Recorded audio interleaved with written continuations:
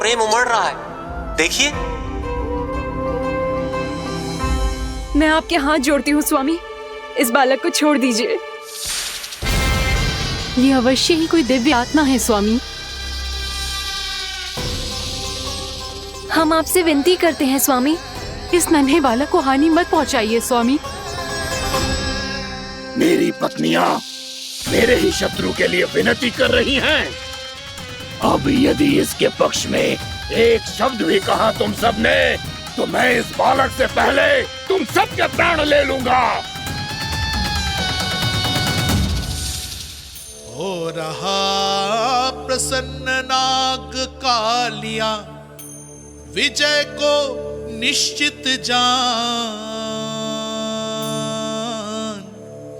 रोते बिलखते व्याकुल सब, संकट में देख कान्हा के प्राण।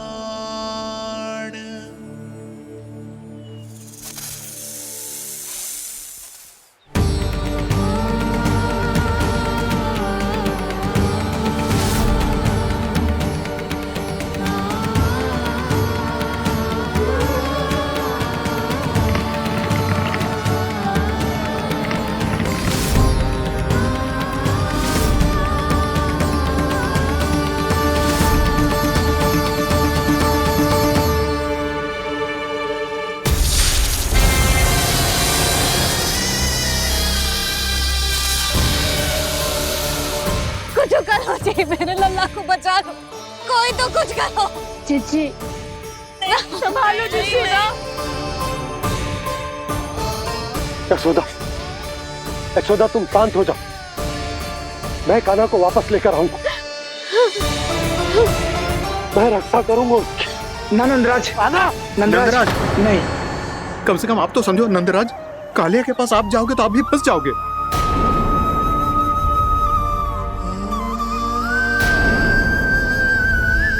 बलराम, तेरा भाई इतनी भीषण संकट में है और तुझे जरा भी दुख ना हो रहा? क्या आप सब अब तक नहीं समझ पाए कि कान्हा सच में कौन है? छोटे बाबा, आप तो उसका सत्य जानते हैं ना?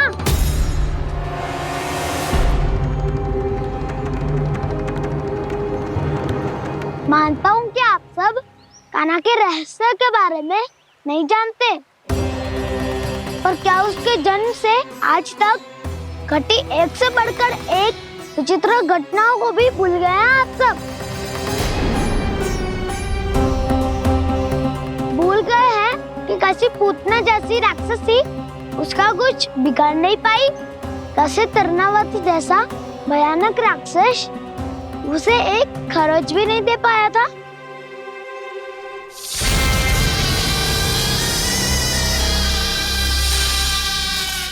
आप सबने अपनी आंखों से देखा था ना, बकासुर से कान्हा की रक्षा करने देवता स्वयं आए थे। पर सत्य तो ये है कि वो सभी देवता भी उस असुर के सामने असमर्थ हो गए थे। तब कान्हा ने बहुत ही आसानी से उस भयंकर असुर का वध किया था। एक ही बार में धराशायी कर दिया था उसे। तो आप सभी सोचिए, बार बार ऐसे असाधारण कार्य करने वाला बालक साधारण कैसे हो सकता है? अब तो आरंभ से ही सारा सत्य जानते हैं छोटे बाबा। रहस्य छुपाने में सदैव कान्हा की सहायता करते आए हैं आप, और आज आप स्वयं ही उसके सत्य को भूल रहे हैं। और तुम सब भी तो जानते हो कान्हा की शक्तियों के बारे में। तो क्या तनिक भी विश्वास ना है अपने सखा पे? बलराम, जे तू क्या कह रहा है? मैंने जो कहा उसका एक एक शब्द सत्य है छोटी माँ। यदि प्रभु की इच्छा हुई तभी कुछ ही क्षणों में सब कुछ अपनी आंखों से स्वयं अनुभव कर लेंगे आप।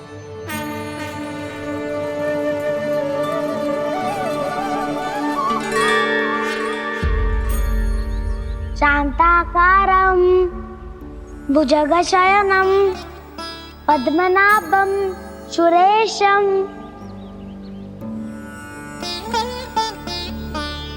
विश्वाधारं गगनसदृशं मेघवर्णं शुभांगं लक्ष्मीकान्तं कमलनयनं योगी वीरध्यानगम्यम्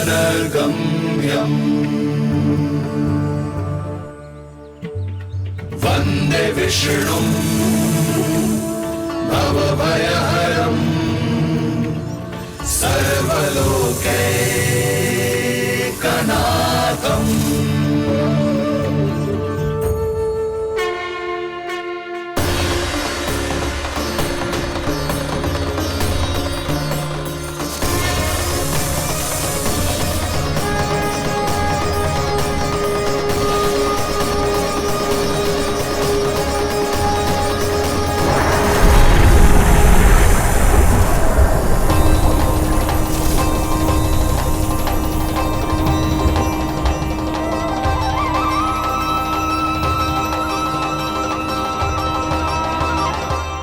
तुझे क्या लगता है बालक कि तू मेरी जकड़ से निकल गया तो अब बच जाएगा तू?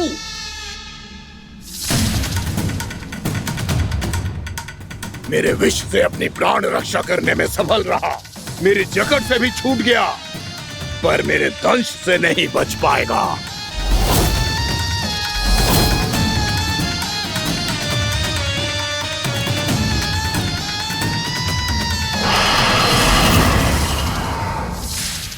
अब भय से भाग रहा है, पर मैं तुझे मृत्यु देकर रहूंगा।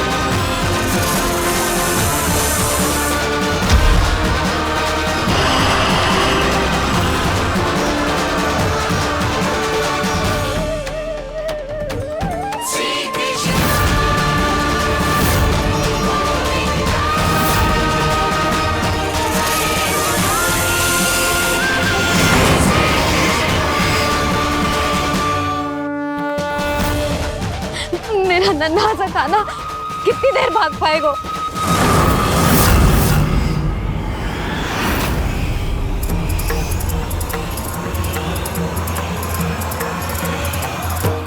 और कितनी प्रतीक्षा करोगे मेरी भक्त कालिया? भक्त नहीं, काल हूँ मैं तेरा।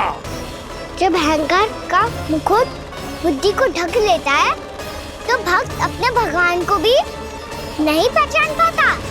व्यर्थ की पहेली में मत उलझा बालक, ना मैं भक्त हूँ और ना तू भगवान।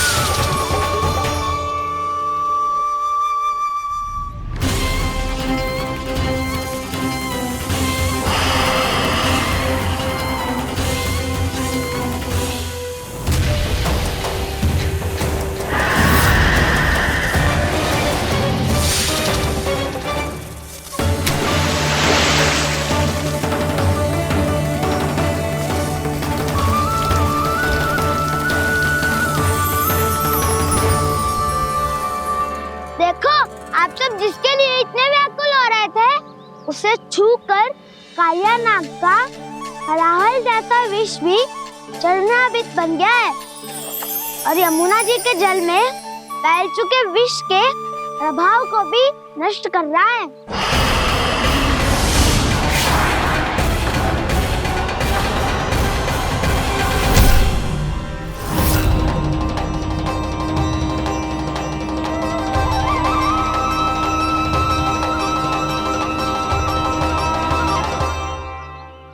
धर्म रक्षक अधर्म विनाशक प्रभु श्री कृष्ण का कौशल सचमुच अद्वितीय है।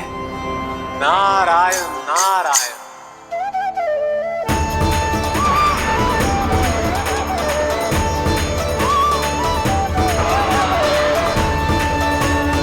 मेरा भार तुम्हारे भीतर के अहंकार का प्रतीक है कालिया।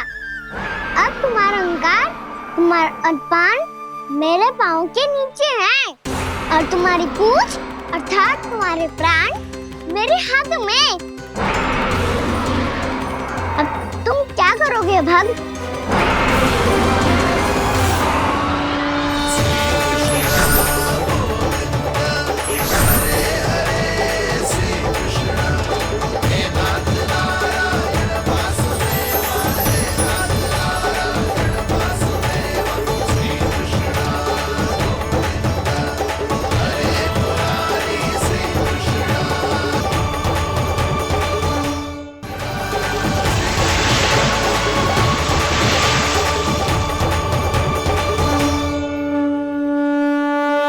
प्रभु, भले ये आपको पहचानने में असमर्थ हो, पर हम सब ने आपको पहचान लिया है। हाँ प्रभु, एक भक्त होने के नाते और एक अर्धांगिनी और माँ होने के नाते मैं आपसे इनके प्राणों की भिक्षा मांगती हूँ। अपनी कृपा दिखाइए और इन्हें क्षमा कर दीजिए। आपके लिए मित्र और शत्रु में कोई अंतर नहीं प्रभु। उसी तरह आपकी कृपा और दंड में भी कोई अंतर नहीं। दोनों दया ही तो हैं, अकारण ही किसी को प्राप्त नहीं होती। हमें विश्वास है कि हमारे पति को मिला ये दंड कोई अभिशाप नहीं है, आपका वरदान है। ये सत्य है प्रभु कि इनसे बहुत से पाप हुए हैं। इनके विष से बहुत सारे जीव जंतु को हानि पहुंची है, पर अब आपके चरण इनके शीश पर पड़ गए हैं। ऐसी कृपा तो बड़े बड़े महान महात्माओं को भी दुर्लभ है और इन्हें प्राप्त हुआ तो अवश्य ही ये किसी महान पुण्य का ही फल है। हे प्रभु, उन्हीं पुण्य कर्मों की शक्ति का आह्वान कर मैं आपसे विनती करती हूँ, इन्हें प्राण दान दीजिए। मैं अपने इस भक्त को क्षमा अवश्य करूँगी देवियों, यदि ये अपने अहंकार को त्याग कर मुझे पहचान ले तो।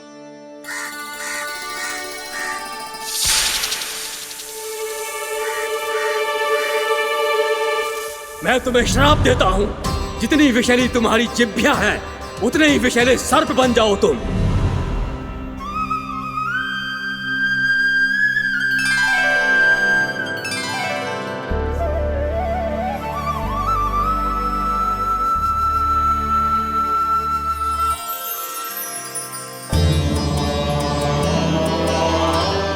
नारायण, मुझे क्षमा कीजिए नारायण।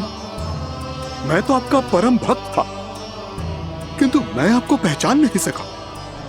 इसका दंड तो मुझे मिलना ही था, किंतु मैं अब प्रायश्चित करना चाहता हूं। इसके लिए यदि आप मेरे प्राण भी ले लेंगे तो भी मुझे कोई दुख नहीं होगा। मैं अपना जीवन, मृत्यु और अपना अस्तित्व सब कुछ आपको समर्पित करता हूं।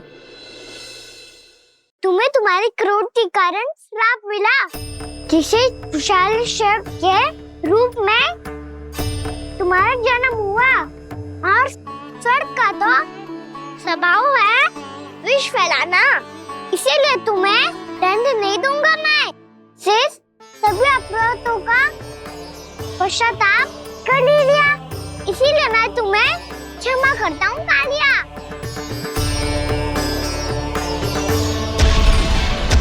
पर तुम्हें यहाँ से दूर समुद्र के बीच जाकर रहना होगा, जहाँ किसी निर्दोष का जीवन तुम्हारे विष से प्रभावित ना हो। मैं चाहकर भी आपकी इस आज्ञा का पालन नहीं कर सकता। मैं असमर्थ हूं प्रभु, क्योंकि यदि मैं इस क्षेत्र को छोड़कर गया तो मेरी मृत्यु निश्चित है। आपसे क्या छुपा है प्रभु? आप तो जानते हैं कि सर्प जाति और आपके वाहन गरुड़ के बीच अनंत शत्रुता चल रही है, जिसका प्रारंभ नागों के द्वीप नागालय से हुआ था। उस द्वीप पर छोटे जीवों को निगल जाने के लिए सर्प थे और गरुड़ को सर्पों का स्वाद बहुत प्रिय था, इसलिए वो बार बार नागद्वीप जाने लगा था। पर इस कारण पूरी सर्प जाति उससे आतंकित हो गई थी, इसलिए जब भी गरुड़ वहां पहुंचता तो सभी सर्प छिपने लगते। जब गरुड़ को इसका आभास हुआ तो उसे बड़ा क्रोध आया और वो उत्तेजना में भरकर सर्पों का शिकार करने लगा। भूख ना होने पर भी उन्हें मारने लगा। अब सर्पों के प्राण हरना उसके लिए खेल बन गया था। इस भीषण समस्या का समाधान ढूंढने के लिए पूरी सर्प जाति महान सर्प वासुकी के सामने इकट्ठी हुई। हे महान वासुकी, हमारी सहायता कीजिए। नागद्वीप पर गरुड़ ने आतंक मचा दिया है। पहले तो वो हमें अपना भोजन बनाता था, लेकिन अब हम उसके खेल का साधन बन चुके हैं। भूख हो या ना हो, जब तब आकर वो हमारे प्राण हर लेता है। अनुचित हिंसा के इस प्रथा का आरंभ सर्पों ने ही किया है। पहले आप सबने पूरे द्वीप पर अधिकार कर लिया, फिर आहार के साथ साथ आनंद के लिए भी आप सभी ने निर्दोष जीवों की हत्या की। और जब सृष्टि का संतुलन बनाए रखने के लिए गरुड़ आपको अपना आहार बनाने आया, तो आप सब अपने प्राणों की रक्षा के लिए छिपने लगे। तो फिर गरुड़ का उत्तेजित होना तो स्वाभाविक ही था। नागनाथ, जो हमने अन्य जीवों के साथ किया वही अब हमारे साथ हो रहा है, परंतु ये भी तो सृष्टि के संतुलन के विरुद्ध ही है ना? अवश्य है, इसलिए मैं गरुड़ से चर्चा करूंगा। धन्यवाद प्रभु।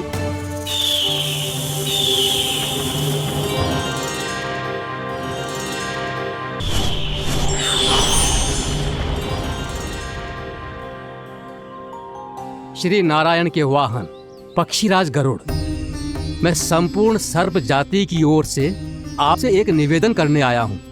कहिए, क्या कहना चाहते हैं आप? हे पक्षीराज, यदि आप हम पर ऐसे ही आक्रमण करते रहे तो शीघ्र ही हमारी प्रजाति समाप्त हो जाएगी। इसीलिए हमारी आपसे विनती है, यदि आप उचित समझें तो सर्पों के किसी एक घर से हम आपको एक सर्प प्रतिदिन अर्पित करेंगे। आप उसको आहार बनाइए और अन्य सर्पों को जीवित रहने का अधिकार दीजिए। मुझे स्वीकार है। तब से प्रतिदिन किसी एक घर से एक सर्प गरुड़ के भोजन के लिए भेजा जाने लगा। समय के साथ मेरे घर की भी बारी आई, परंतु मैंने एक बहुत बड़ी भूल कर दी। समय आ गया है स्वामी, आज गरुड़ के आहार के लिए इसे चुना गया है। कौन है यह गरुड़ और क्यों दूं मैं इसे कोई भेंट? स्वामी, सभी सर्प राज्यों और गरुड़ के बीच में यही समझौता हुआ है, हमें इसका सम्मान करना ही होगा। मैंने कोई समझौता नहीं किया, मैंने कोई वचन नहीं दिया और ना ही मैं किसी गरुड़ से भयभीत होता हूँ। यदि इस राज्य में किसी को सर्पों को अपना आहार बनाने का अधिकार है तो वो केवल मुझे है। अब से गरुड़ को दी जाने वाली हर भेंट मुझे दी जाएगी, महाविषधारी महान नागराज कालिया को। ये और कुछ नहीं, मेरा अभिमान था प्रभु, और ये मेरे इस जन्म की सबसे बड़ी भूल थी, क्योंकि फिर जब गरुड़ को इस बारे में पता चला तो। कालिया, अभिमान में आकर तूने अपने काल को ललकारा है। जिस कालिया के नाम में ही काल छिपा है, तू उसे ललकारने का दुस्साहस कर रहा है। गरुड़ स्वयं को भगवान विष्णु का वाहन कहता है, तो वाहन का ही कर्म कर। स्मरण रख, इस धरती के सर्वश्रेष्ठ योद्धाओं के लिए भी मैं मृत्यु का दूत हूँ। विनाश काले विपरीत बुद्धि। तुझ जैसे मूर्ख सदा इस युक्ति को सार्थक करते आए हैं। अपने विनाश को आमंत्रण किया है तो अब भोग।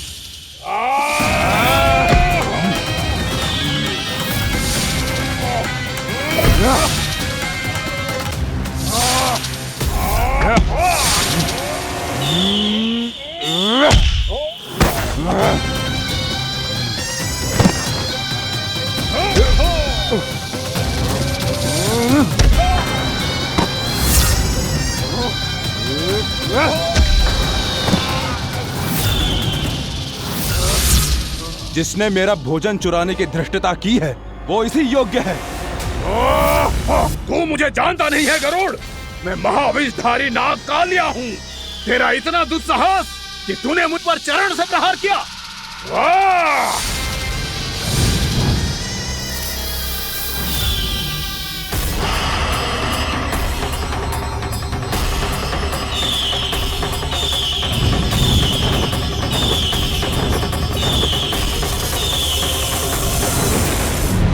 मैं अपने अभिमान में भूल गया था कि गरुड़ मुझसे कहीं अधिक शक्तिशाली है।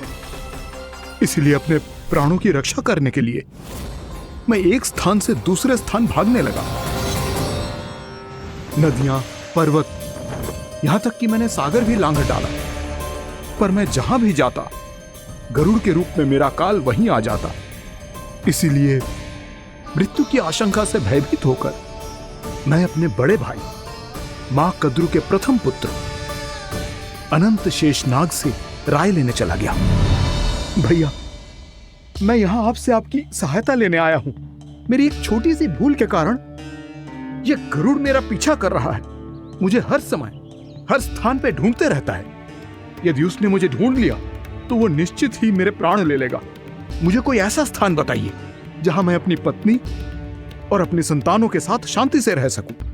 तुम यमुना नदी के किनारे वृंदावन क्षेत्र में जाके वास करो कालिया। गरुड़ वहां प्रवेश नहीं कर सकता क्योंकि उसे ऋषि सोबरी का श्राप मिला हुआ है।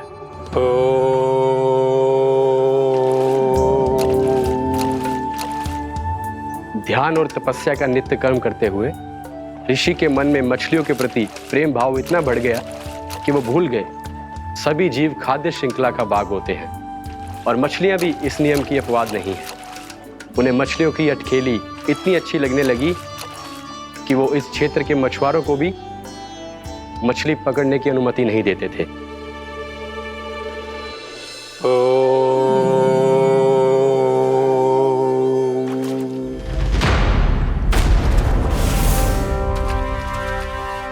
उस दिन वो उस पक्षी को नहीं रोक पाए, पर तब से सावधान रहने लगे। यहां तक कि अपने साधना से भी अधिक ध्यान वो पक्षियों पर केंद्रित करने लगे। ठहरो! इसी क्षण अपनी चोंच में पकड़ी इस मछली को छोड़ दो। तुम्हें इन मछलियों का आहार नहीं करना चाहिए पक्षीराज। ये तो खाद्य श्रृंखला का नियम है ऋषिवर। यदि मैं इनका आहार नहीं करूंगा तो कोई और पक्षी कर लेगा। मैं अपने आनंद या प्रतिशोध के लिए इनके प्राण नहीं ले रहा। ये तो बस मेरा भोजन है। पर यह मेरा तपस्या स्थल है। तुम यहाँ शिकार करके मेरी साधना में विघ्न नहीं डाल सकते पक्षीराज। यदि आपकी यही इच्छा है तो मैं आज के बाद यहाँ नहीं आऊंगा।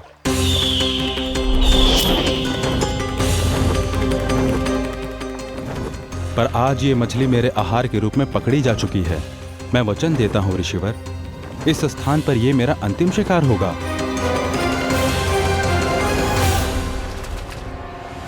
आज के बाद यदि तुमने वृंदावन की निकट उड़ान भी भरी तो तुम सैकड़ों टुकड़ों में फटकर मारे जाओगे पक्षीराज। ये मेरा श्राप है।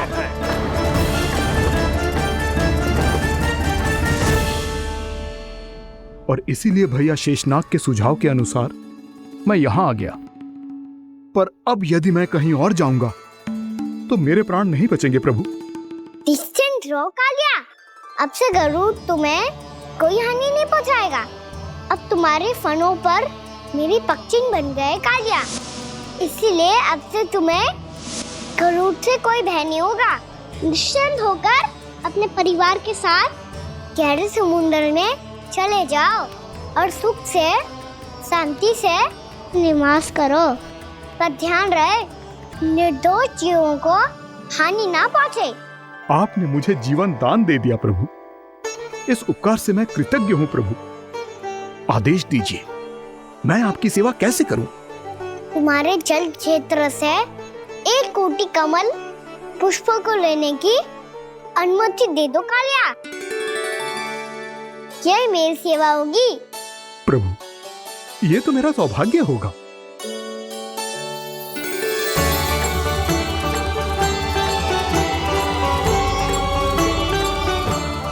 कोटि के स्थान पर हम 3 कोटि कमल पुष्प ले आए प्रभु। मैं तुम्हारी सेवा भाव से प्रसन्न हुआ कालिया। रमनक द्वीप पर चले जाओ ताकि तुम्हारे कारण फिर कभी किसी निर्दोष जीव को हानि ना पहुंचे और न ही तुम्हारा विष मेरे प्रिय यमुना नदी के जल को दूषित कर पाए। मैं तुम्हें आशीर्वाद देता हूँ। आज यहाँ मेरे द्वारा तुम्हें दिए गए इस आदेश का स्मरण जो भी भक्त करेगा और प्रातः काल और संध्या काल में इसका उच्चारण करेगा, उसे फिर कभी किसी संकट से कोई भय नहीं होगा। ये स्थान अब से काला कुंड के नाम से जाना जाएगा। यहाँ पर स्नान करने वाला और देवताओं को इस क्षेत्र से जल का अर्घ्य देकर प्रसन्न करने वाला भक्त यदि मेरा स्मरण करके पा सकेगा तो वो अपने सभी पापों से शीघ्र ही मुक्त हो जाएगा।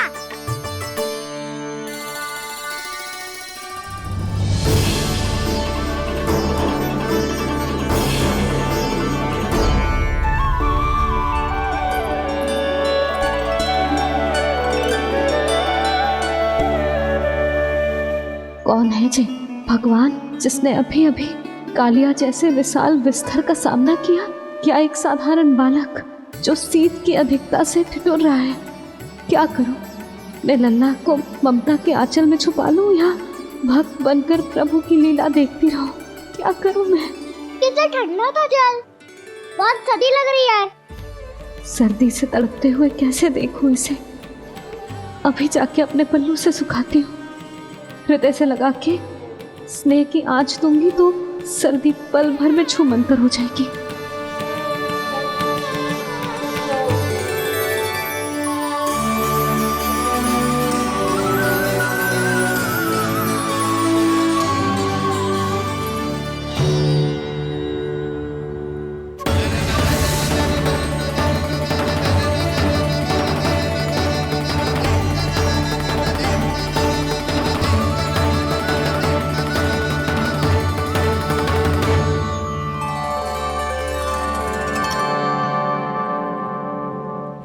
मेरी आवश्यकता ना है इसे। ये तो सच्ची में भगवान ही है जिसकी ठंड दूर करने के लिए स्वयं द्वादश आदित्य प्रकट हो गए हैं।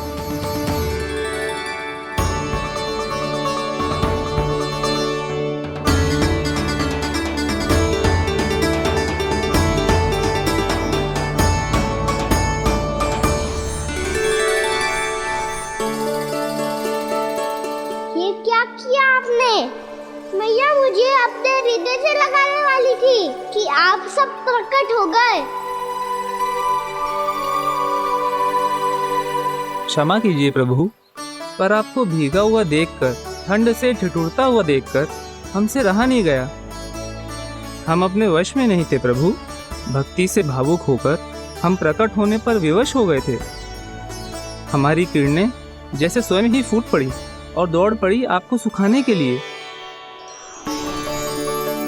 मैं आपका प्रेम, आपकी भक्ति समझता हूं आदित्यगण, और इसीलिए इस समय मैं जहां खड़ा हूं, इस स्थान को द्वादश आदित्य टीला के नाम से जाना जाएगा। द्वादश आदित्य टीला के नाम से जाना जाएगा। हम धन्य हो गए प्रभु।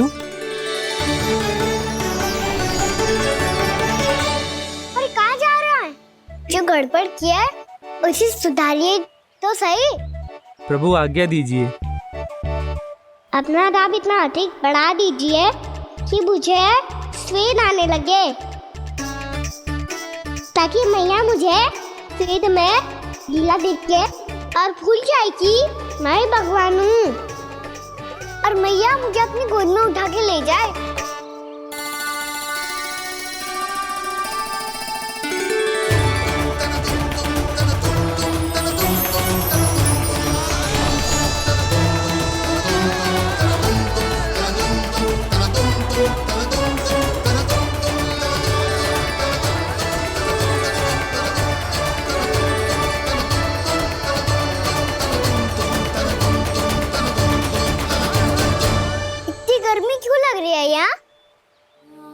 श्वेत की एक बूंद भी आती थी तो मैं अपना आंचल लेकर पहुंच जाती थी इसके पास। जानती ही नहीं थी कि चेतु स्वयं वायुदेव को आदेश दे सकता है कि वो बहने लगे और उसका सारा श्वेत सुखा दे। वायुदेव की आवश्यकता नहीं है मैया, मुझे आप ही चाहिए। लगता है जिस बात का भय था वही सत्य होने लगी है। भैया मेरे भगवान रूप को भूल नहीं पाएगी और अब मेरे लिए उनके सत्य छुपा कर रख पाना कठिन हो जाएगा। कृष्णा कृष्णा हरे कृष्णा कृष्णा कृष्णा मुरली मनोहर कृष्णा गोपाला गोविंदा हे दामोदरा।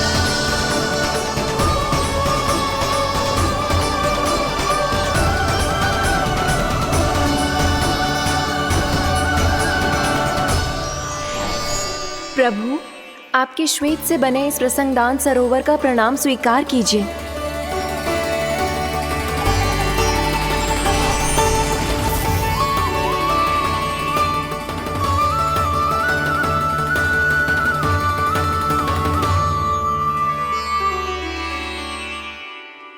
ओहो, इस चमत्कार को देखकर भैया को और भी अधिक विश्वास हो जाएगा कि मैं भगवानी हूँ। अब कैसे मनाऊं मैया को कि मैं इनका लाई हूँ। बाबा है ना, अब तो यही सहायता करेंगे। श्री कृष्णा गोविंदा हरे हरे श्री कृष्णा गोविंदा हरे हरे श्री कृष्णा हरे मुरारी श्री कृष्णा श्री कृष्णा श्री कृष्णा।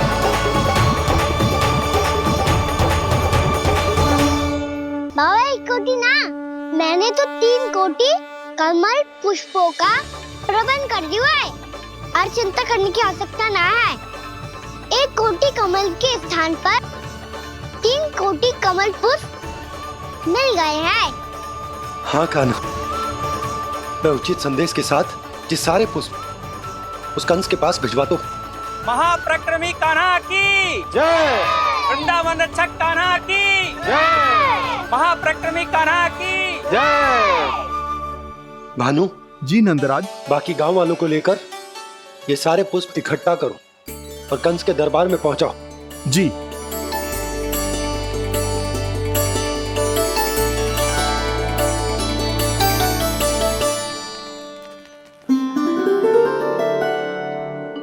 मैया, कौन हो तुम? मुझे पता था मैया, जब आपको सत्य पता चलेगा तो आप मुझे मैया की तरह स्नेह ना कर पाओगी। इसलिए आज तक सत्य छुपा तो आया हूँ ताकि आपकी ममता, आपका प्रेम अनुभव करने का अवसर मिलता रहा है मुझे। और फिर आज को बताया था ना, जो रहस्य तुमने बरसों तक छिपाया था उसका भेद खुलने में तुम्हारा ही योगदान है। मुझे कालिया के शीश पर अपने पद चिन्ह रखकर उसे मुक्त कराना था दाऊ, वचन दिया था मैंने उसे। इसके अतिरिक्त निर्दोष पशु पक्षियों के जीवन को कालिया के विष से ही बचाना था मुझे। इसमें कंस को तो सम्मिलित करना ही था ताकि जब मैं कालिया का सामना कर रहा हूँ तो वो किसी और असुर को समस्या बनाकर वृंदावन ना भेज दे। पर इस सबसे बड़ा एक कारण और था दाऊ, मैं चाहता था कि मैया को सत्य पता चल जाए। पर क्यों कहा ना? क्योंकि मुझे लगने लगा था कि मैया से ये रहस्य छुपाकर इनके साथ धोखा कर रहा हूँ। अपराध बोझ से दबा जा रहा था मैं।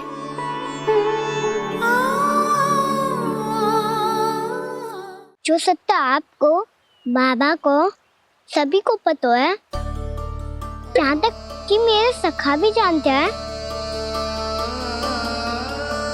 वो सत्य मैंने मैया से छिपाया। केवल इसी लोक में कि मुझे इनकी ममता प्राप्त होती रहे, पर ऐसा करके मैं अपने से निस्वार्थ प्रेम करने वाली मैया को धोखा दे रहा था। आप ही बताओ दाऊ, जो इस संसार में मुझसे सबसे अधिक भरोसा करता है, उसी के साथ छल कैसे कर सकता हूँ मैं? हाँ, मैं नारायण का अवतार हूँ, पर अपनी मैया का छोटा सा लल्ला भी तो हूँ।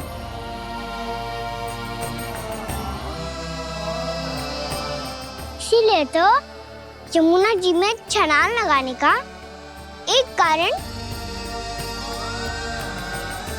इस गेंद को लेने जाना भी था।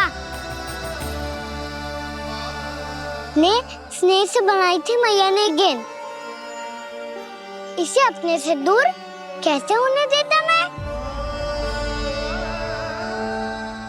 आपको आभास भी ना है मैया कि आप मेरे लिए कितने महत्वपूर्ण हो। ये सत्य है कि सभी देवता, प्रकृति, भक्त, ये सब है मेरा ध्यान रखने के लिए, मेरी सेवा करने के लिए। पर क्या इनमें से कोई भी मेरी मैया का स्थान ले सकता है? और आप भी तो यही चाहती थी कि मैं आपका लल्ला बन के आऊं, आज जैसे आपने मुझे अपनी गोद में लिटा रखा है, क्या कुछ ऐसा नहीं हो सकता कि शीघ्र ही मुझे आपको अपनी गोद में खिलाने का अवसर मिल जाए? मैया, नारायण का अवतार होना क्या इतनी बड़ी समस्या है कि आप हृदय से भी राह लगा सकते? मैया,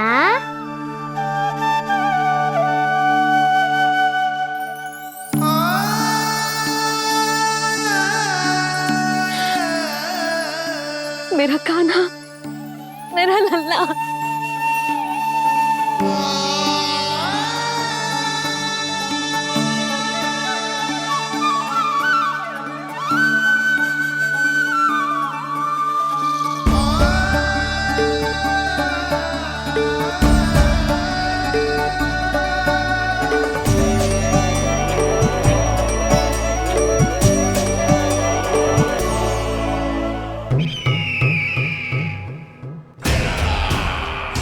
परमानंद, तुमने जितना बताया था, यह उत्पाद मुझसे कहीं अधिक प्रशंसा के योग्य है।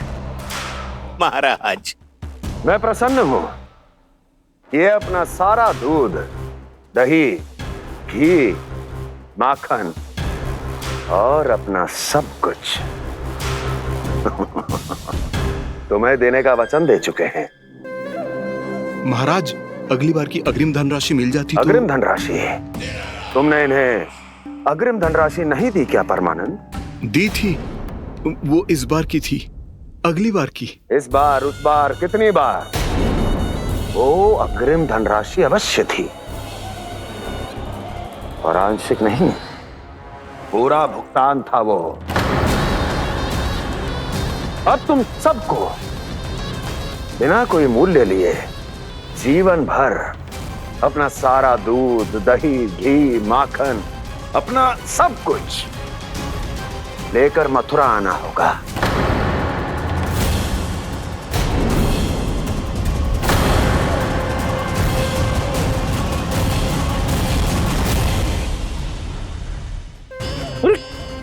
मेरी तरफ क्या देख रहे हो? यही तो तय हुआ था हमारे बीच, और आप लोगों ने तो नारायण को साक्षी मानकर शपथ भी ली थी। नहीं नहीं महाराज, ये तो असत्य है।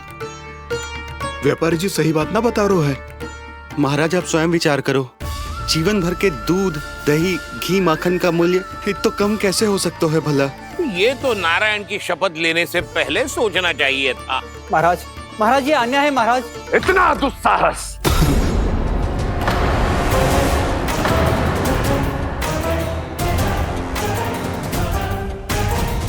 मेरे ही महल में पूरी राजसभा के सामने मेरे विश्वास पात्र पर और मुझ पर आरोप लगा रहे हो।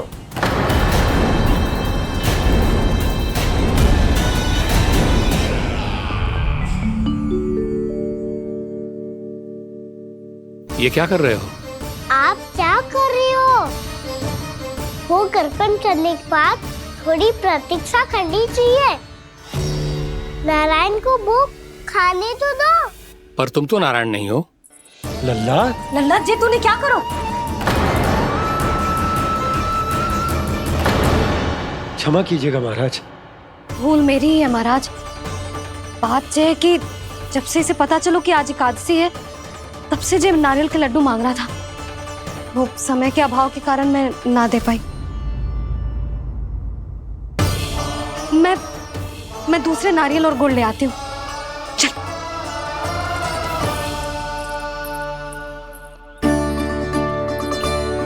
तू इतना भी अपने मन को ना रोक सकता ना लल्ला? कही थी ना महाराज के जाने के बाद बना दूंगी लड्डू। जानकी, शीघ्र दूसरा नारियल कस के ले आ, और गुड़ भी। ठीक है। जब कोई घर में आता है तो ऐसा व्यवहार अच्छा लगता है क्या? मैंने क्या करूं मैया? मैंने क्या करूं मैया? इससे तो बड़ा सयाना बनतो है। हाँ? और आज कभी महाराज के हाथ में लोटा दे रहे है, कभी इतने बड़े ब्राह्मण देवता को ज्ञान दे रहे है, और अब भोग का लड्डू भी खा गो। चुपचाप यहाँ शांति से बैठ जा और हिलियो मती। कोई बुलाए तो भी ना जाऊं?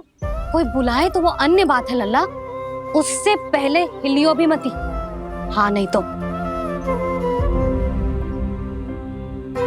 भाभी जे लियो।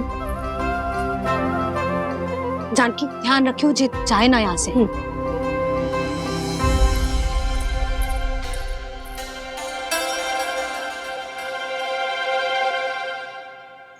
ओ मैया की पहरेदार, ऐसे क्या देख रही हो? तुझे ही देख रही हूँ।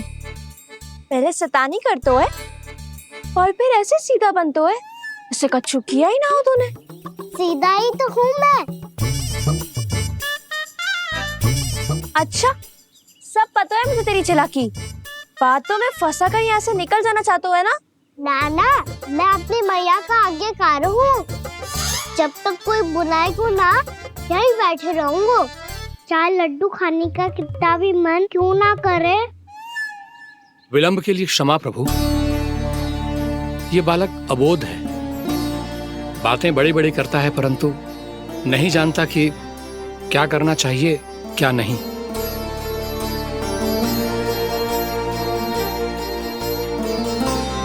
पधारिए प्रभु, भोग ग्रहण कीजिए प्रभु। पधारिए प्रभु, पधारिए। भोग ग्रहण कीजिए प्रभु, भोग ग्रहण कीजिए प्रभु। जानकी, तुम्हें सुनना, वो मुझे बुला रहे हैं। कोई ना बुला रहे हुए, चुपचाप बैठे रहे, हाँ तो तेरी मैया मुझे डांटेंगी। पधारिए प्रभु, भोग ग्रहण कीजिए। मैया ने कही थी कोई बुलाए तो जा सकते हूँ, और महाराज केवल बुला ही ना रहे बल्कि भोग ग्रहण करने की विनती भी कर रहे हैं। पधारिए प्रभु, भोग ग्रहण कीजिए।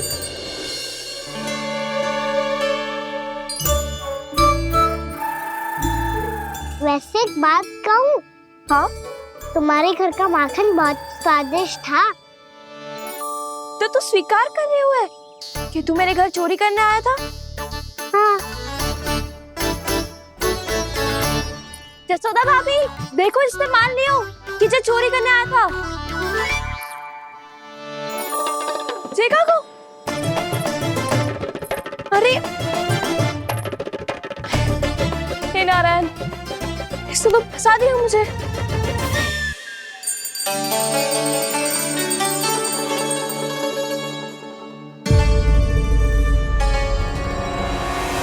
भोग चढ़ाते तो भगवान को ठीक से खाने का समय क्यों नहीं देते? भक्त अब इतनी संग्रह रखना भी कठिन होगा। बड़ा शरारती बालक है ये, फिर आ गया नारायण की इच्छा से। मैं तो आपकी इच्छा से आई हूँ। अब जब बुलाते हो महाराज, तो थोड़ा समय दिया करो भोग ग्रहण करने के लिए। मैंने तुम्हें कब बुलाया? अभी तो पुकार लगाई थी। आओ वो ग्रहण करो। अविश्वसनीय, कैसा मूर्ख बालक है ये। तुम्हें क्या लगता है कि तुम नारायण हो? मुझे भीतर कैसा आए हो? उठ उठ उठ लल्ला। मैया, मैंने मना किया था ना वहां से उठने को। पर मैया आपी ने तो कही थी कोई बुलाए तो जा सकता हूँ मैं इनके बुलाने पे ही यहाँ आई हूँ।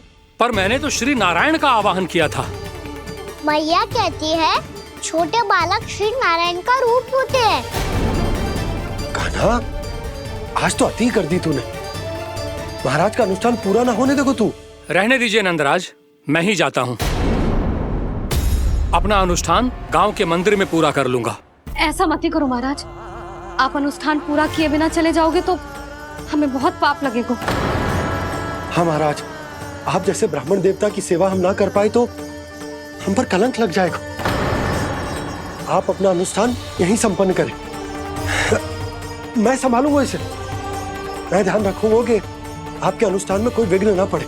मैं अभी दूसरी सामग्री लेके आती हूँ।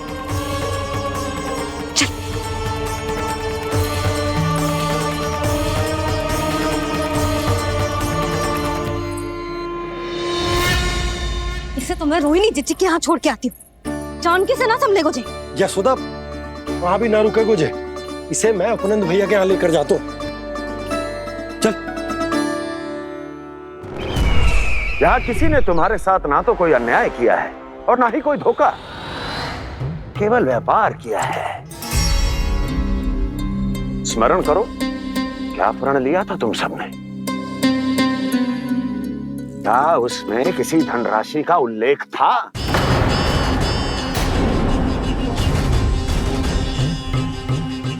नहीं था।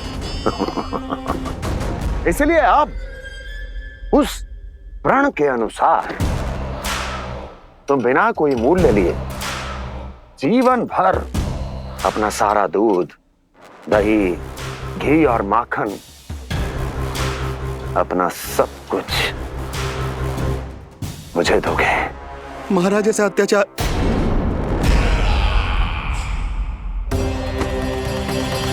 महाराज हम पे कृपा कीजिए। महाराज, महाराज हमारे पास ये दूध माखन ही है।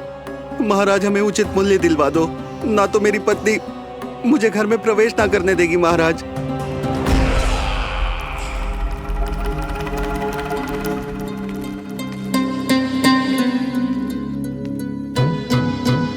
महाराज, हमारे जीवन यापन को केवल एक यही साधन है।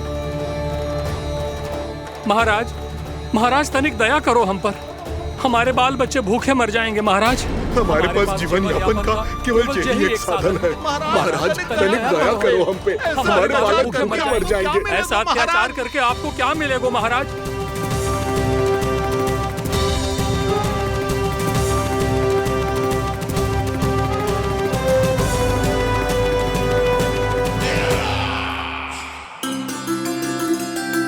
उपनंद भैया। नंद, मैं तुम्हारे पास ही आ रहा था। क्या बात है, कान्हा भी आए हुए? आओ अंदर आओ। आओ नंद आओ। क्या बात है नंद, सब ठीक तो है? ना भैया, ये है ना आपका कान्हा, ये अपने बाबा का नाम डुबो के माने को। तू यहीं बैठ, यहां से हिलेगो ना तू। अरे बड़ा नटखट हो गए भैया।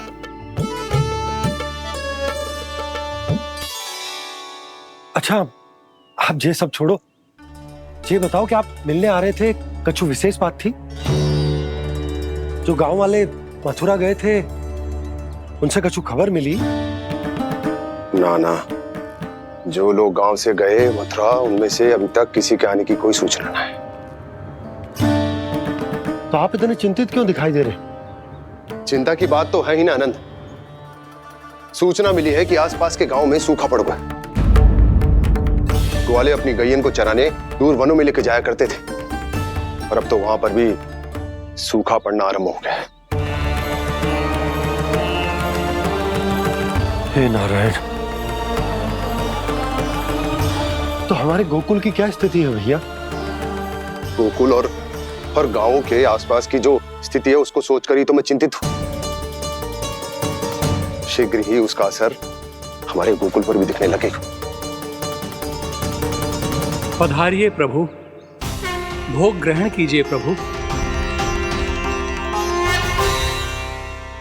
ये महाराज भी ना बिल्कुल गोपियों की तरह ही है। पहले स्वयं बुलाते हैं फिर पलट जाते हैं। मैंने कब बुलाए हो? जाने कहाँ होगो है, 2 दिन से कान्हा दिखो ही ना है। हाँ, किसी के घर भी ना आयो, माखन भी चोरी ना की। अस्वस्थ तो ना होगो, कहीं चोट लग गई हो तो हमें चल को देखना चाहिए। अरे माखन चोरी के आरोप के बाद जशोदा हमें मिलने भी देगी क्या कान्हा से? किंतु मौसी, हमें प्रयास तो करना चाहिए ना। हाँ। जानकी को नंद भवन में प्रवेश मिल गो है और कोई बड़े महर्षि भी आए हैं। पूजा चल रही है मंदिर में। तुझे तो सब पता है, छुप कर देख रही थी क्या? ना, मैं तो बस वहाँ से आ रही थी तो दृष्टि पड़ गई मेरी। चाहे जो कुछ भी हो, पर सोचना उपयोगी है। क्या पता इसी बहाने हम सबको प्रवेश मिल जाए। चल।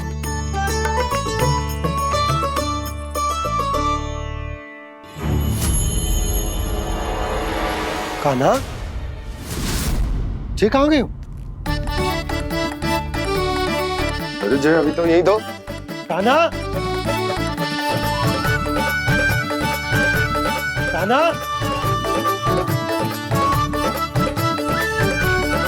कान्हा।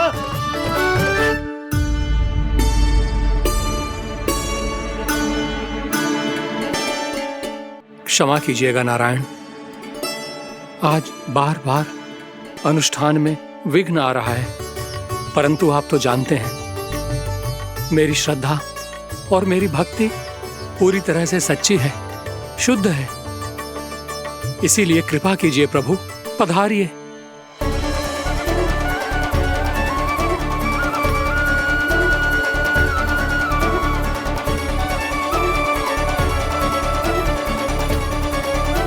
और भोग ग्रहण करके इस भक्त को कृतार्थ कीजिए।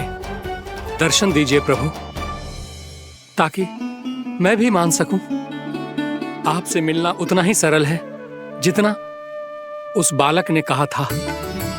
आप तो भक्त वत्सल कहलाते हैं प्रभु।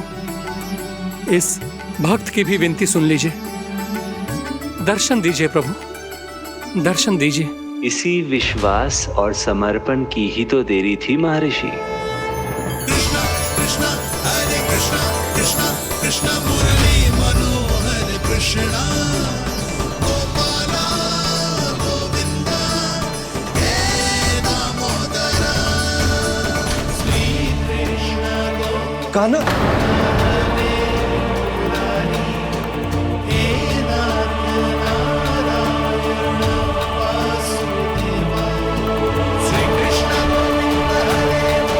आपके इस परम सत्य को मैं कैसे भूल गया प्रभु?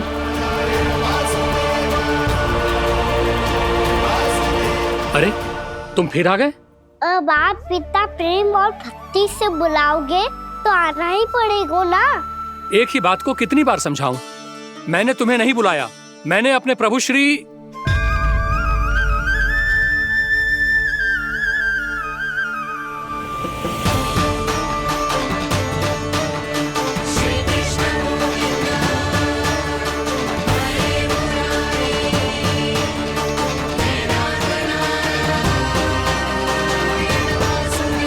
मैं तो हूँ आपका श्री नारायण। क्या हुआ महाराज, अब भी नहीं पहचाना अपने श्री नारायण को?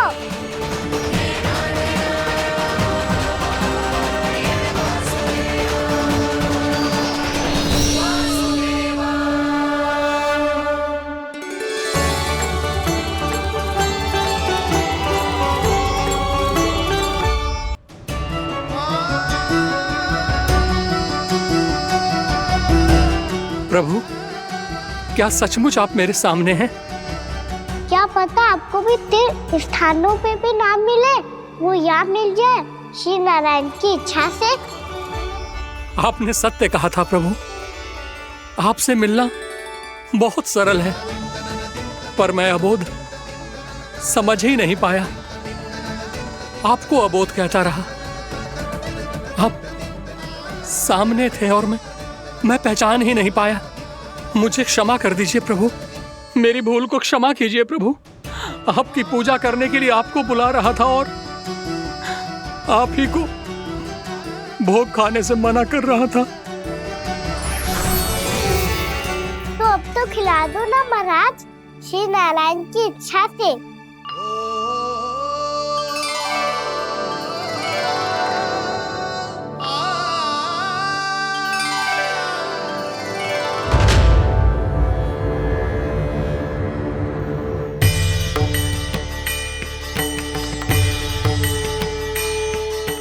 भीतर जाने दो ना, महाराज बुला रहे हैं। भीतर तो बिल्कुल ना जाने दूंगी मैं। रुक।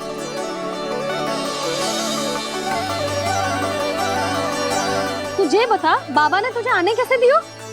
सच्ची मैया, महाराज ने बुलाई हुई मुझे। मैंने तो ना सुनो है।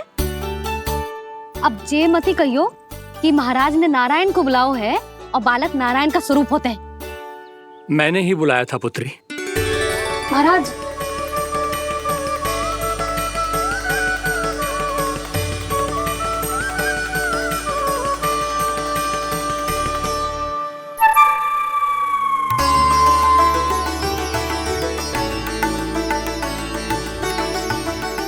महाराज अब आप मेरा सत्य जानते हैं, पर कृपया मैया को पता ना चलने दीजिएगा।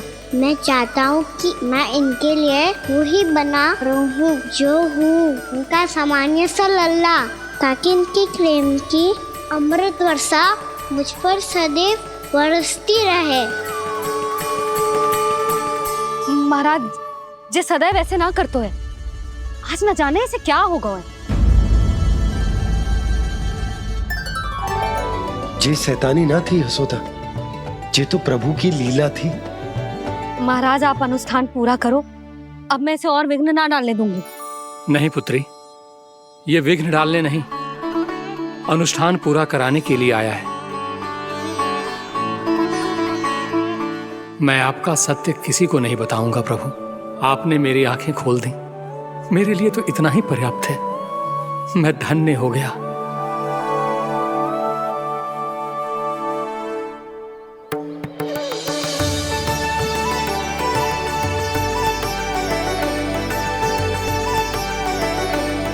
जे आप क्या कर रहे हो महाराज? श्री नारायण का भोग आप लल्ला को क्यों खिला रहे हो? मैं सदैव कहता हूं कि जो होता है श्री नारायण की इच्छा से होता है, और मैं नारायण की इच्छा को ही नकार रहा था। महाराज कहीं भूल से मेरा भेद ना खोल दे। थोड़ा समय लगा, परंतु मैं समझ गया पुत्री। बालक ही श्री नारायण के रूप होते हैं।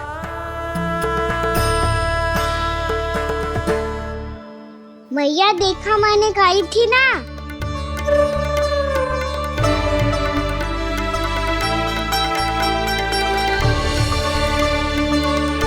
आज कान्हा ने मुझे एक बहुत बड़ी सीख दी। यदि सच्ची श्रद्धा और भक्ति से कोई स्वयं को श्री नारायण के चरणों में अर्पित कर दे, तो श्री नारायण बहुत सरलता से उसे मिल जाते हैं। कभी कभी एक छोटे बालक के रूप में सामने आ जाते हैं। नारायण को पाने के लिए किसी तीर्थ जाने की आवश्यकता नहीं है, और ना ही किसी पवित्र जल में डुबकी लगाने की आवश्यकता है। इन्हें पाने के लिए चाहिए तो केवल सच्ची श्रद्धा, सच्ची भक्ति और पूर्ण समर्पण। मैं इसे आशीर्वाद देने आया था, पर इससे मिलकर मैं स्वयं धन्य हो गया हूं। जे कैसी बातें कर रहे हैं महाराज? लल्ला को मिलके धन्य हो गए का क्या अर्थ है?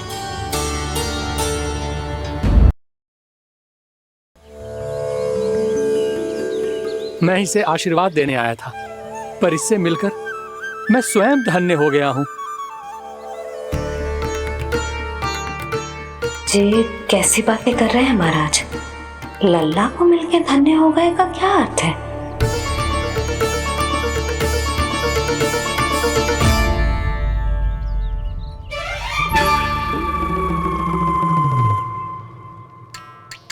तो फिर तो आप महाराज इसे आशीर्वाद दो कि ये बहुत तेजस्वी बने और इसे किसी की भी बुरी दृष्टि कभी ना लगे।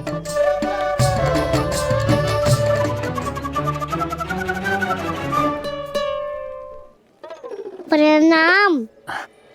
आयुष्मान भवा। नंदराज, अब मुझे आज्ञा दीजिए। आइए महाराज। कल्याण हो। पर मैया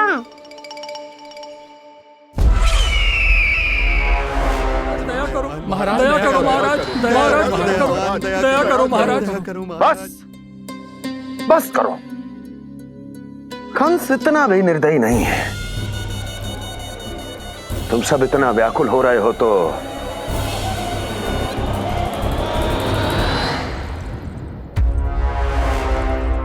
मेरे पास एक उपाय है।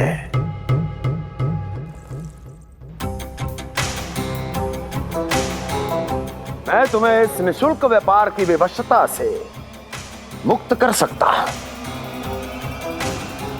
यदि गोकुलराज नंद अपने पुत्र के साथ यहां आए तो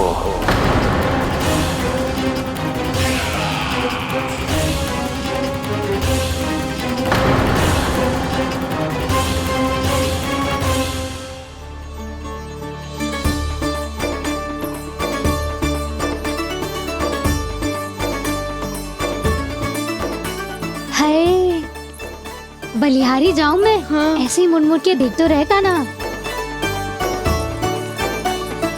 कान्हा, मार्ग पे चलते समय पीछे ना देखा जाता है। सीधा देख, वो भी उनकी ओर जो तुझ पर उल्टा सीधा आरोप लगाती है। चल सीधा। एक बार ठीक से देखने तो दो। क्यों भला? क्योंकि हमारा चित्त बसतो है जशोदा तेरे लल्ला में। क्योंकि आपके लल्ला ने हमारा चित्त चुरा लियो है जसोदा जी। वो माखन चोर तो पहले ही था, अब चित्त चोर भी बन गो। नाना भाभी जो ये बोलना चाह रही थी कि कान्हा बिल्कुल आप पर गयो है। जैसे ही चित्त को मोह लेने वाली मुस्कुराहट आपकी है ना, वैसे ही उसकी भी है। हाँ हाँ, जैसे गहरी सुंदर सुंदर आंखें आपकी हैं, वैसे ही उसकी भी है। कस्तूरी, सावित्री, अब चाहे कितने भी प्रयास क्यों ना कर लो, मुझे मूर्ख ना बना सकती। और जे माखन लगाने की तो आवश्यकता बिल्कुल ना है। तो क्या आप मिलने दोगी हमें कान्हा से?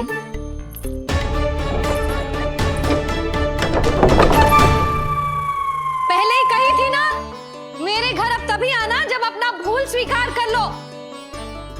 कान्हा से मिलने के लिए कोई ना कोई उपाय तो निकालना ही पड़ेगा। एक उपाय है। हाँ? भाभी, चाची, हम सब ना यहीं बैठ जाते हैं। कान्हा कभी ना कभी तो आवेगा ही। हाँ? मिलने देने का तो प्रश्न ही ना बनता। पहले आरोप लगाती हैं, फिर प्रशंसा के पर्वत पे चढ़ाती हैं। इन्हें लगता है जसोदा भोली है, मान जाएगी। इस बार बिल्कुल ना मानने वाली मैं। पहले मेरे रामू के पीछे पड़ी रहती थी और अब मेरे कान्हा के पीछे पड़ी रहती है।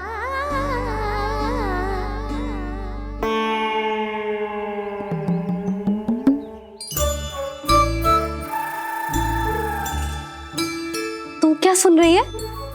तू भी तो उनमें से ही है। भाभी, मैं कल फिर से आ जाऊं ना? आना तो पड़ेगा। एक दिन में नन्नत पूरा थोड़ी हो जाएगा। सही कही कान्हा ने, आना तो पड़ेगा।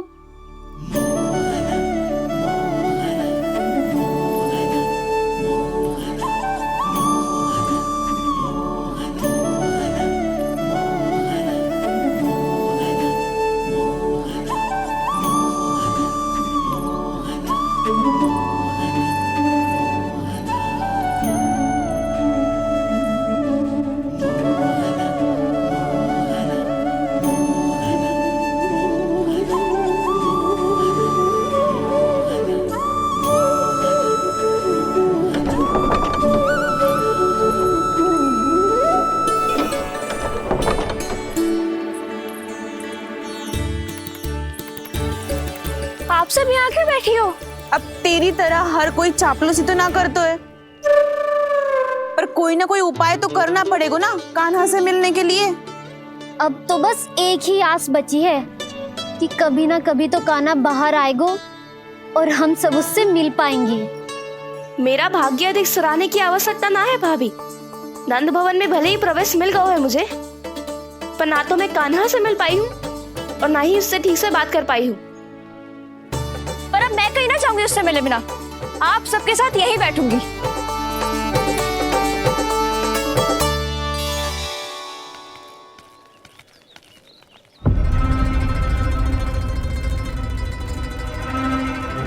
नंदराज, कैसे बताएंगे और किस मुंह से बताएंगे कि हमने अपनी मूर्खता में कैसो बात कर दो।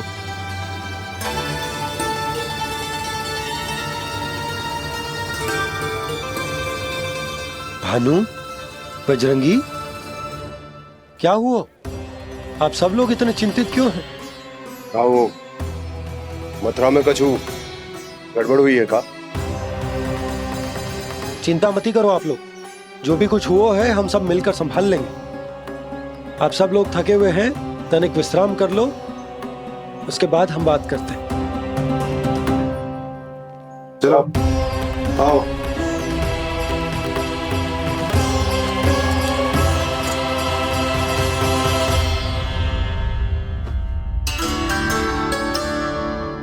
मुझे ही कछु करना पड़ेगा।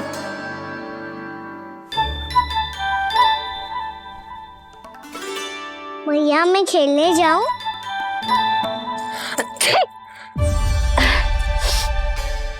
बोलो ना भैया मैं जाऊं? ना लल्ला, अभी छींक आई ना, ये शुभ संकेत ना है।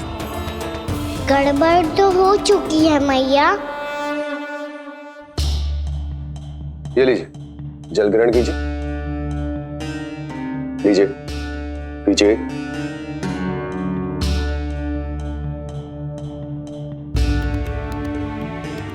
भानु, थक गए होगे, जल पी लो।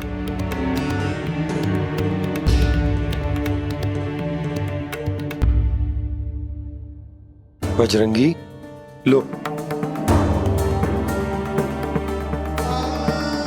अरे तन की आवश्यकता का तो ध्यान रखना होगा ना। लो। आप हमें जल क्यों पिला रहे हैं? हम पे इतना ध्यान क्यों दे रहे हैं आप? हम इस योग्य ना है नंदराज, हम इस योग्य ना है।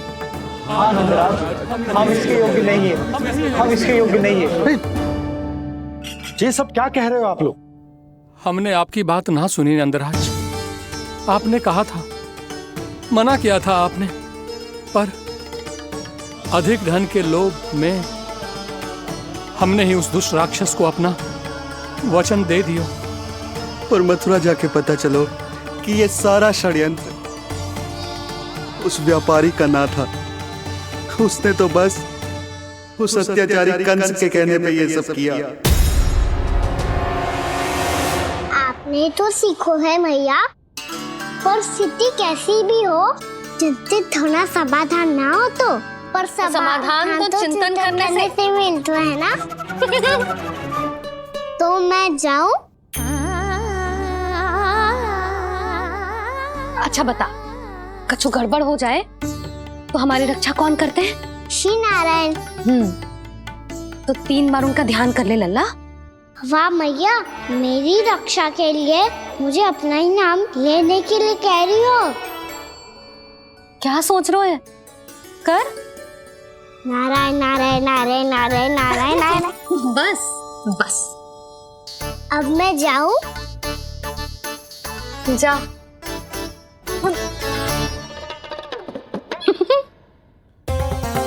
इसका अर्थ है कि जे कोई साधारण छल न था, जे सोची समझी योजना थी आप सभी लोगों को फंसाने की। इसका अर्थ ये है कि इसके पीछे कोई ना कोई कारण अवश्य हो। कारण को तो पतो ना है, पर कंस ने हम सबको मुक्त करने को एक प्रस्ताव रखो है। प्रस्ताव? कैसो प्रस्ताव भानु, बताओ। भानु, यदि तुम ना बताओगे तो मैं सहायता कैसे करूंगा? उसने कहा है कि वो हमारे निःशुल्क व्यापार की व्यवस्था को समाप्त कर देगा। यदि विनती करने के लिए आप उसके दरबार में जाओ तो वो भी क्या? वो भी कानों को साथ लेके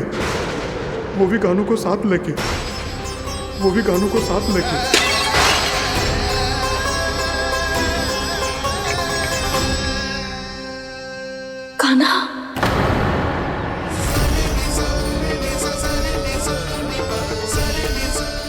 पहले ठीक और अब जे कुछ गड़बड़ तो अवश्य है। अब सब लोग जाइए, विश्राम कीजिए। मैं देखता हूं क्या करना है।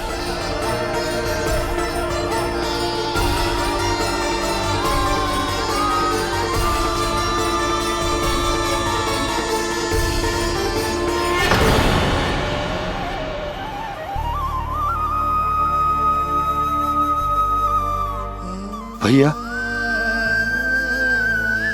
मैंने इन सबसे कह तो दी कि मैं देखता हूं क्या करना है, पर मैं क्या करूंगा? एक और मेरी प्रजा है, दूसरी ओर मेरा लल्ला। मैं लल्ला को कैसे लेकर जाऊं मैं उस अत्याचारी कंस के पास? जिसने रानी देवी के ऊपर इतने अत्याचार किए, जिसने अपने बहन के बच्चों तक को नहीं छोड़ा, वो तो अत्याचारी नहीं नन, राक्षस है, राक्षस। और ऐसे राक्षस के पास अपने कान्हा को ले जाना तो दूर, हम उसकी परछाई तक अपने कान्हा पर नहीं पड़ने देंगे। और हमारे पास उपाय ही क्या है भैया? गोपियों ने कितने सपने संजोए होंगे अपने सुनहरे भविष्य के लिए,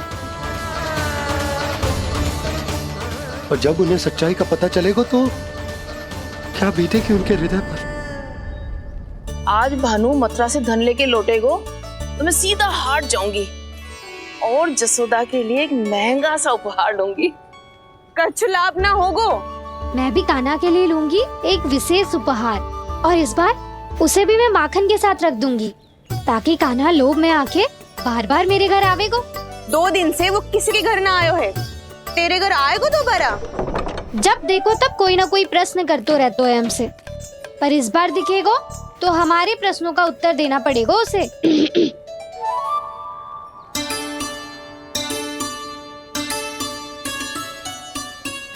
आ गो। अब जे क्या है? जे क्या कर रहे हो है? पर जे हमें अपना मुंह क्यों ना दिखा रहे है? हाँ, जे सब का है अब? पहले माखन चुरा तो है और अब लज्जा आ रही है तो मुंह छुपा रहे है। लज्जा उससे है जिससे चोरी कियो। मैं क्यों लजाने लगूं भला? अच्छा तो ये बता लल्ला कि ये सलोनों से मुंह क्यों छुपा रखो तूने? ताकि आप सब मेरी झलक भी ना देख पाओ। अच्छा।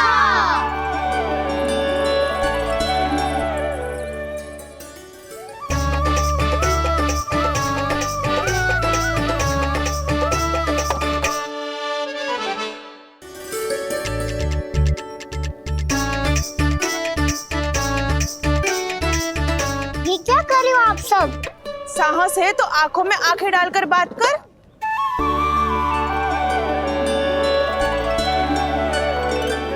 मैं यशोमती मैया का लल्ला हूँ।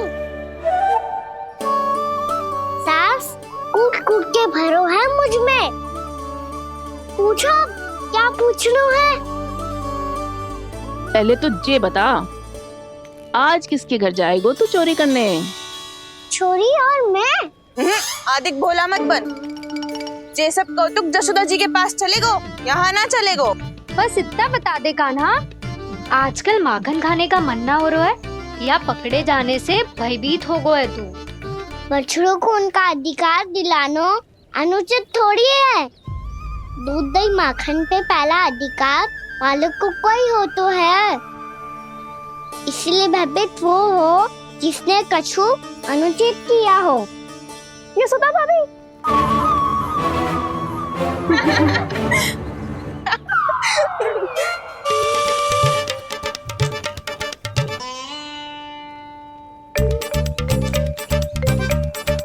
अब क्यों भयभीत हो गो?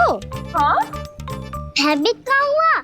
मैं तो बस जा रहा था। अच्छा मान लियो कि भयभीत ना हो रो है। अब ये बता कि हमारे घर क्यों ना आ रो है? हमने यशोदा भाभी से तेरी बात बता दी, इसलिए क्रोधित है क्या? मैं मटकी ऊपर लटकाती हूँ इसलिए ना आयो। मेरे यहाँ का माखन अच्छा ना लगो क्या? किसी के यहाँ माखन बच्चों ही कहाँ है जो आऊं? सारा का सारा तो दे दियो उस व्यापारी को। अब भूल की है तो फिर मिलेगो ही ना। वाह लल्ला, चोरी तू करे और भूल हमारी। नाना, अब बुरा मानने या चिंता करने से कछु लाभ ना होगा। हम कहाँ बुरा मान रहे हैं और चिंता भी ना कर रहे हैं। जब यहाँ आभास हो जाए वहाँ भूल हुई है तो उसे मान के सीख लेनी चाहिए। सही है लल्ला, एक तो माखन चुरा तो है, ऊपर से ज्ञान भी दे तो है। मैं तो बस वही बता रहा था चाची जो मैया ने सिखायो है। क्या और क्या क्या सिखायो तेरी मैया ने? यही कि परिस्थिति कैसी भी हो चिंतित होना समाधान ना हो तो समाधान तो चिंतन करने से ही मिलता है। अरे अरे अरे, अरे? जब माखन छोड़ दो हमें ही उपदेश देके भागो। वो देखो,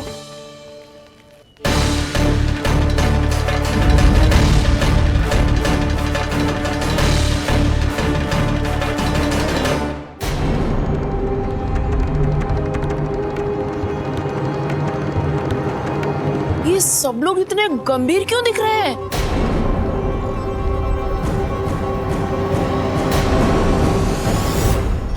जैसी ये बात गोपियों को पता चलेगी, बहू तक ये बात पहुंचने में अधिक समय न लगेगा।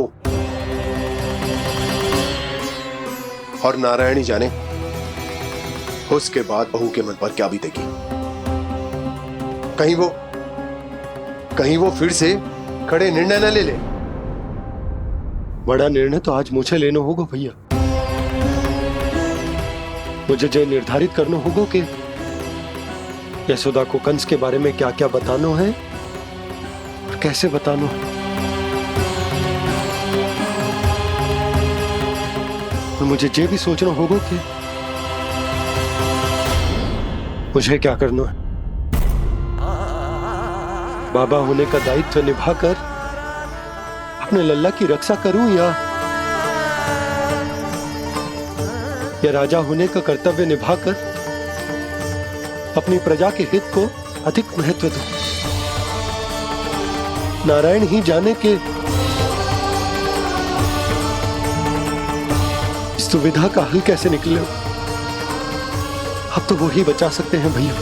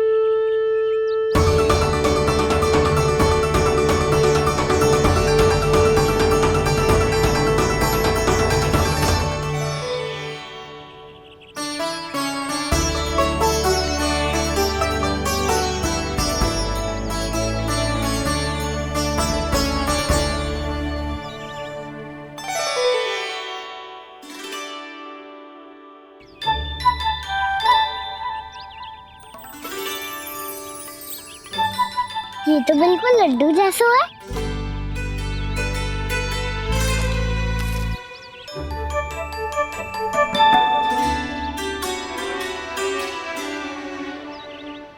और ये गुड़ की डली खाऊं कि ना खाऊं? वो देवी का प्रसाद ही तो है।